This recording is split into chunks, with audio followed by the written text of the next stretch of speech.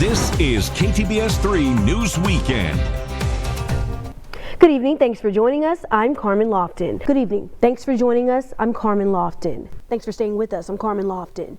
Good evening. Welcome to 3 News Weekend. I'm Carmen Lofton. New data shows highways are getting deadlier in the U.S. The National Transportation Safety Board is now calling distracted driving an epidemic, with deadly crashes up 22% last year. KTBS 3's Julie Parr is live in Texarkana, Texas, with more on what's being done to help prevent distracted driving. Julie. Let's hope that happens, but hard to believe.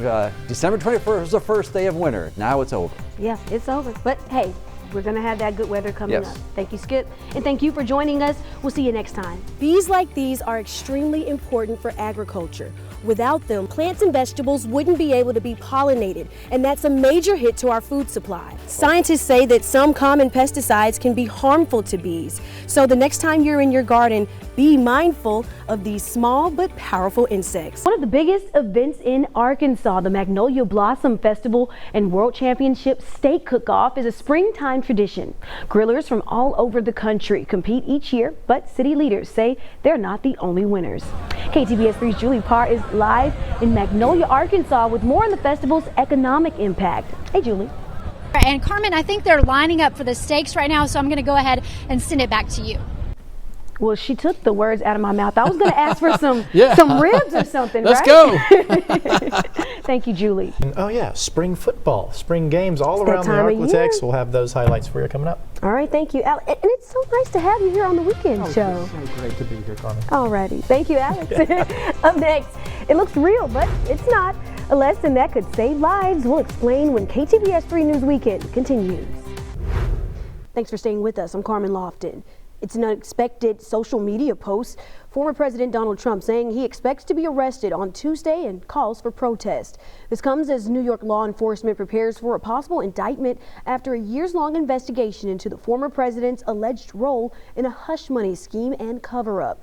So far, the Manhattan District Attorney's Office has declined to comment. Isabel Rosales has the latest. So yeah, Carmen, Jamal, a very expressive guy. His press conference lasted about 18 minutes, and it's chock full of sound bites. We'll be picking through it throughout the weekend. Well, like he said, it's all business at the end of the day. It definitely is. All right, thank you, Daniel. Yep.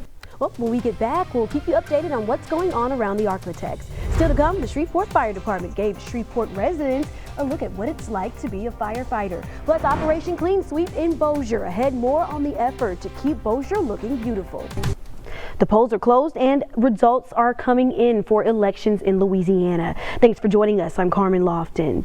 KTBS 3's Julie Parr joins us live now from one of the polling locations in Shreveport. And Julie, one of the races we've been watching this evening is City Marshal. Carmen, we'll have more forecast details coming up with beautiful weather to start the month of May. All right, no more rain. I'll take it. Thank you, Neil. Early childhood education is important, yet some families in Shreveport can't afford it. That's where the city is stepping in. Today, they held an informational event about scholarships they're giving away to families in need.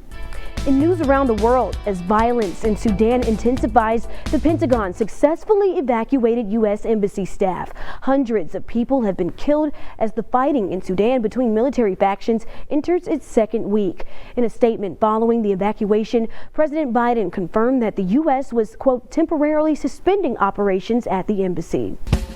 It's time to let the good times roll. Hello, everyone. I'm Carmen Lofton. I'm Bill Lund. Thanks for joining us. The local casino industry has had its share of issues. One major casino shutting its doors, its license shifting to another part of the state. And with the construction of a new Indian casino just 3 hours northwest in Oklahoma, we wanted to get a feel for how this change could affect the local market. Exactly how one neighbor feels about these demolitions, Carmen. Bill, the city recently spelled out the mayor's plan to tackle blight in Shreveport. I spoke to a neighbor who says she agrees with the city's response. Scientists say that some common pesticides can be harmful to bees. So the next time you're in your garden, be mindful of these small but powerful insects. And if you don't want to download the app, there are signs like this throughout the parking lot with scannable QR codes, or you can text this number to pay for parking. Hochatown is the site of a historic Choctaw village. Some of those people still live here in the area, making it the perfect place for Choctaw landing. We're here in Kellyville, Texas, north of Marshall, Texas, where we're told a possible tornado traveled this way, east up Texas 49, snapping and uprooting several large pine trees. We're then told that that same storm traveled north, causing more damage, where you can see a crew is working to clean up. To Carmen and Bill. Woo! Let the good times roll. They are rolling at the Crew of Harambe Parade. Woo! We're having way too much fun. Coming back to you guys. A Homer man is accusing the Claiborne Parish Sheriff of wrongly detaining and injuring him during an arrest of another suspect. Carmen Lofton traveled to Homer to get to the bottom of what exactly happened here. Carmen. Bill, Ladarius Curry says the actions of Sheriff Sam Dowies last week are an example of why he should not be in charge. I spoke to Curry and the sheriff himself about what happened in Homer on Tuesday, March 14th. 35-year-old Ladarius Curry says he was asked to help a friend in this home on Pearl Street in Homer. The woman who lives there is married to a suspect in a shooting incident. Curry was asked to come to the home before police arrived to detain her husband because the wife feared for her safety. During the arrest, Curry was detained even though he was not the suspect. That's when he says things took a turn for the worse. And in the midst of me being detained, I feel like I was, racially profiled and mishandled just because I was a black man, in the wrong place at the wrong time. Curry says Claiborne Sheriff Sam Dowies arrived at the scene and proceeded to treat him like a suspect. Sheriff Sam Dowies himself walked up on me, being all arrogant. Is he in there? Is he in there? And I tell him, I say, I don't know if he's in there. That ain't my job to know if he's in there. That's your job. You go see. And he got if you're in there, I'm going to arrest you for this and that. I say, man, you can't arrest me for nothing because I ain't did nothing. And in the midst of that, he got rude with me and started handling me kind of rough to the point where he rushed me up against the wall. And when he brushed me up against the wall, I guess that's when he messed my shoulder up. Curry says he made law enforcement aware of his injuries. And that's when he says he was transferred to a different police vehicle. Moved me from a sheriff unit to the home police department unit and told the police department to take over. And all of a sudden, he disappeared. Curry now wears a sling on his arm and says over the last few days he's been to the hospital several times for injuries to his shoulder and collarbone. He also says he and his family members have been on the receiving end of threats and pressure from the sheriff. We called Sheriff Dowies, and his recollection of the incident is much different from Curry's. Ladarius, who'd you say he was? Ladarius who? Ladarius Curry. Okay. Well, you might need to get Ladarius Curry to a mental hospital and try to figure out what's wrong with him. Tell Ladarius Curry, if he's the one that's making these allegations, tell him he is more than welcome to come see me at my office on Monday morning. We'll sure sit down and talk about it, but I don't have any idea what he's talking about. Okay, are you able to tell me where you were around that time? Ma'am, let me tell you something. Number one, I have no respect for the news media. Number two, I don't know what you're talking about. And I'm all over the place. I'm the sheriff of Claiborne Parish, and I'm all over. Okay, so Ladarius Curry, if he's got some issue with me and Homer Police about somewhere he was and somewhere where he was mishandled, he needs to come sit down and talk to us. I want you to know, I don't care what you're recording or nothing, okay? Because I don't have any faith in the news media because it's all fake news, okay? All right, thank you. The sheriff's account of events also directly contradicts what witnesses saw, including Homer Police Chief Van McDaniel. He says he didn't see the sheriff get rough with Mr. Curry, but he can confirm Dowies was present on the scene. Sheriff Dowies came around me and parked somewhere right here in this general area. Had a detective with him. Yes, I can verify it. I mean, he was standing right there on the carport. He had made mention of going to get his vest put on. Though recollections may vary, a march was planned to bring attention to the incident and call for the removal of the sheriff. But when residents heard that we had contacted Sheriff Dowies, that march was canceled. Several people I talked to said they are intimidated by the sheriff. Curry's injuries have made it impossible to do his job as a truck driver, and now he's focused on next steps. He says he won't be intimidated by the sheriff, and he plans to take legal action, Bill. It was really a pretty place, and he loved it. She did too. Martha Matlock and her husband James owned the property that the Little family was renting. The husband, Jamie Little, was at work when he realized a storm was headed toward his family. He had called her. See, I kept trying to call her. She just had a little landline, and I kept trying to call her, and he couldn't get through because the reception's so bad out here. And so I tried to call him at work, couldn't get no answer. Matlock describes the frantic attempts to check on 30-year-old Yoshiko Smith and her 8-year-old son, Nicholas Little, who were tragically killed in the storm. So I called the sheriff's office to tell them that her and that baby was in the house, you know, and that they needed to come look for them. Eventually, Mr. Little was able to speak to his family one last time. She told him, a storm's coming, come get me and the baby. And he was coming. And of course they couldn't let him in, you know. There was power lines down everywhere, but that's what's left of it. An empty lot remains where the family of 3 once lived, unaware of what was to come. That tree right there, I don't know where it came from. As the Matlocks toured the destroyed property, they discovered remnants of the family that had become so dear to them. Oh, I don't know. This might be her school and stuff. The family had been renting the property for 1 year. During that time, the Matlocks developed a relationship with them, this tragedy preventing them from further solidifying that bond. We was going to owner finance the house for them, so they would never have to move. But now the couple's main concern is helping a man whose entire world was turned upside down. We lost the house, but it ain't nothing. That's nothing. I just need to help him. The couple is housing Mr. Little in another rental property they own in Shreveport and asking the community for help. They also want to bring attention to a GoFundMe created to help raise funds to cover funeral costs. The Matlocks feel it's the least they can do for a hardworking family man who lost everything in an instant. And we're going to continue to help him because he needs it. He needs it really bad.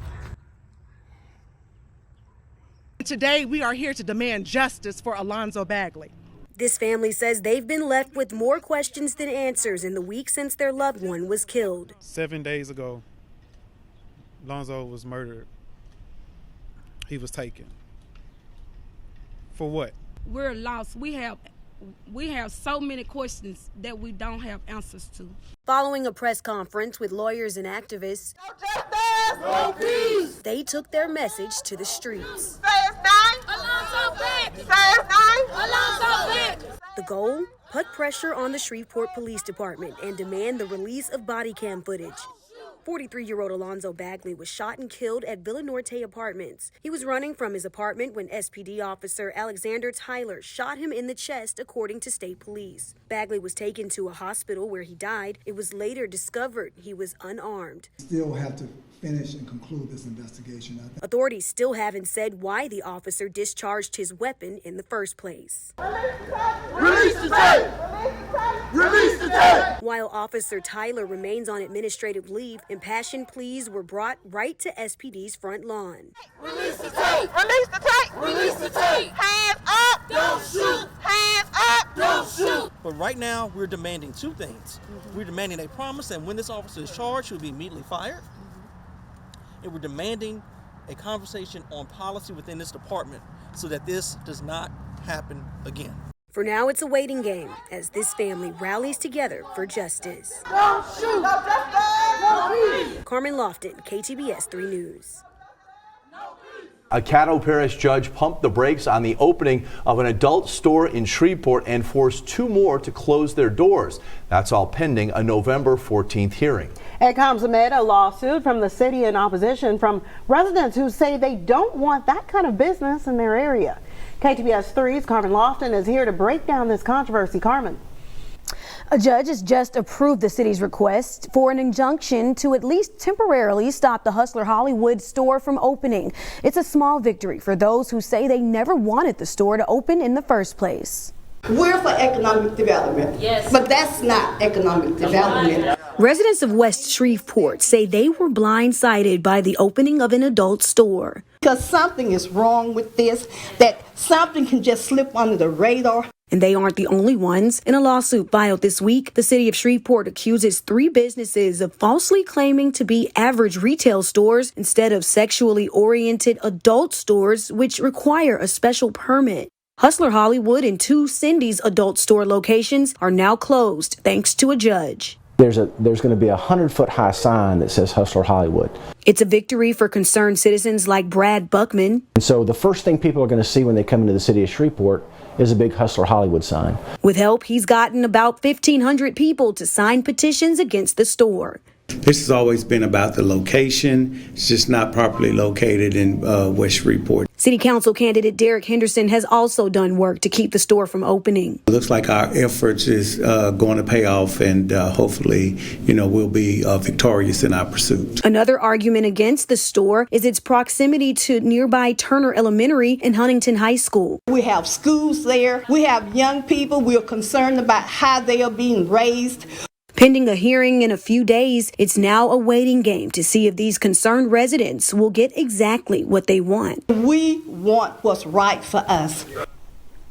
The closing of these stores was granted earlier today. No word yet on when they have to close down. I just drove by the location on Kings Highway and it's still open tonight, guys. Yeah, this is going to get interesting. Continue as a guest. Over the years, Brookshire Grocery Arena has hosted concerts, sporting events, rodeos, and more. License plate number. I gotta go get my license plate number. But for the first time, event goers paid to park there, and they weren't happy about it. I've lived in Shreveport Bossier my whole life, and they have never done this. General parking at Brookshire Arena will now set you back $12. I think it's ridiculous because we already pay for concerts and stuff like that, events. And then the drinks and food on the top of it are for a 20-ounce bottle of Dr. Pepper is already $6. I think it's ridiculous. According to the arena's website, cash will not be accepted, but a contactless payment system is available. And if you don't want to download the app, there are signs like this throughout the parking lot with scannable QR codes, or you can text this number to pay for parking. But what happens if you forget to pay? The new parking system will scan your license plate. When you arrive, the parking fee gets billed to the address registered to the vehicle. If your license plate is different from the one you registered with, you can simply change it on the app. You could even pay for multiple cars at once and also pay ahead of time the day of. I mean, it's $12 this year. That's a lot, and we're already having to pay a lot to go into this concert. It's safe to say this fee wasn't well received, but fans say a few bucks won't keep them from future events. It's not gonna stop me. I'm still gonna go to concerts and stuff like that, but it's not gonna stop me for sure. It definitely sucks. It's just another way, I think, for them to make money.